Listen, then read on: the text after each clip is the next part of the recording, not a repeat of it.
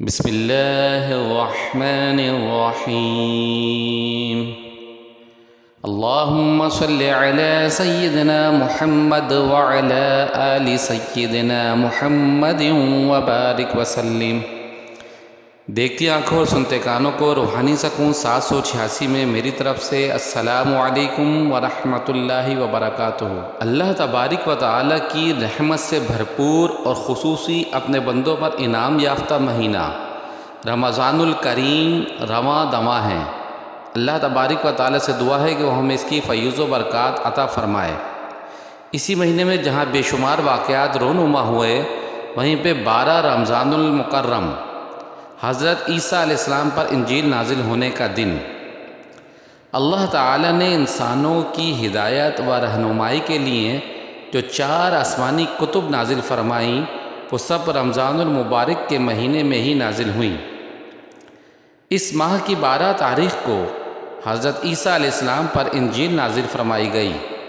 انجیل کے آغاز میں حضرت عیسیٰ علیہ السلام کی پیدائش، ان کی رسالت، تبلیغ، معجزات، اسرائیلیوں کے ہاتھوں قتل اور 3 دن بعد دوبارہ زندہ ہونے کی کہانی ہے.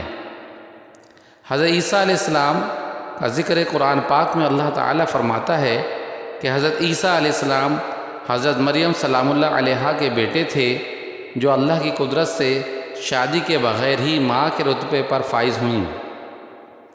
حضرت عیسیٰ علیہ السلام کی پیدائش کے بعد بی بی مریم سلام اللہ علیہا کی پاک دامنی پر سوال اٹھایا گیا، جس کا جواب انہیں یوں ملا کہ حضرت عیسیٰ علیہ السلام نے پیدائش کے چند گھنٹوں بعد ہی اپنی زبان سے گفتگو کر کے اپنی والدہ کی پاک دامن ہونے کی گواہی دی. یہ ان کا ایک معجزہ تھا کہ بچہ اپنی پیدائش کے چند گھنٹے بعد جب رونے کے علاوہ اور کچھ نہیں کر سکتا، حضرت عیسیٰ علیہ السلام نے گفتگو فرمائی. بعد ازاں حضرت عیسیٰ علیہ السلام نے بنی اسرائیل کے سامنے اپنی نبوت اور معجزات کا اعلان کرتے ہوئے فرمایا، ترجمہ کنز الایمان، اور رسول ہوگا بنی اسرائیل کی طرف، یہ فرماتا ہوا کہ میں تمہارے پاس ایک نشانی لایا ہوں تمہارے رب کی طرف سے، کہ میں تمہارے لیے مٹی سے پرند کی سی مورت بناتا ہوں، پھر اس میں پھونک مارتا ہوں تو وہ فوراً پرند ہو جاتی ہے اللہ کے حکم سے، اور میں شفا دیتا ہوں مادر ذات اندھے اور سفید داغ والے کو، اور میں مردے جلاتا ہوں اللہ کے حکم سے، اور تمہیں بتاتا ہوں جو تم کھاتے ہو اور جو اپنے گھروں میں جمع کر کے رکھتے ہو. بے شک ان باتوں میں تمہارے لیے بڑی نشانی ہے اگر تم ایمان رکھتے ہو.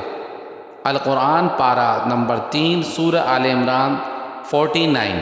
اللہ تبارک و تعالی کے پیغمبر حضرت عیسیٰ علیہ السلام بھیجے گئے، جن کی شریعت بھی تورات ہی تھی، اور ان پر جو کتاب نازل ہوئی یعنی انجیل، اس کا موضوع تو تزکیہ نفس، اخلاق کی اصلاح اور حکمت کا بیان ہے. کیونکہ یہود کے علماء میں جو بگاڑ پیدا ہوا تھا وہ اخلاقی تھا. قانون یا شریعت کی تو وہ خوب بال کی کھال اتارتے تھے. حضرت سیدنا عیسیٰ علیہ السلام کی آمد آج سے تقریباً 2000 سال پہلے ہوئی ہے. اس کے بعد نبوت بنی اسرائیل میں ختم ہو گئی، اور وہاں سے نبوت حضرت سیدنا ابراہیم علیہ السلام کے دوسرے بیٹے حضرت سیدنا اسماعیل علیہ السلام کی نسل میں منتقل ہو گئی.